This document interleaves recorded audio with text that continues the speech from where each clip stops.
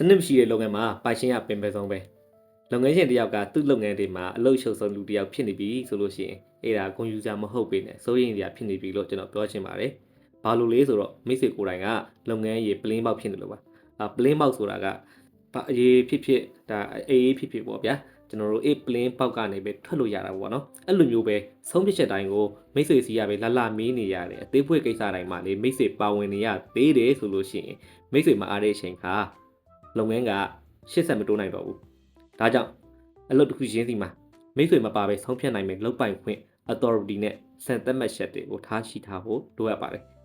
အလုပ်တွေကိုကိုယ်တိုင်လက်လုပ်နေမယ်စားအလုပ်တွေသူ့လိုလေးပတ်နိုင်တဲ့စနစ်တစ်ခုကိုတည်ဆောက်ဖို့အကြံပြုရှင်ပါတယ်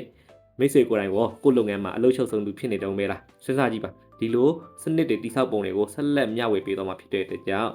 ကျွန်တော်ရဲ့ channel လေးကို like and follow လုပ်ထားဖို့လေးမမေ့ပါနဲ့မေးရှင်တာသိရှင်တာရှိလို့ရှိရင် comment သို့မဟုတ် direct messenger မှာလာမေးတော့မေးလို့ရပါတယ်အားလုံးကိုကျေးဇူးတင်ပါတယ်ခင်ဗျာ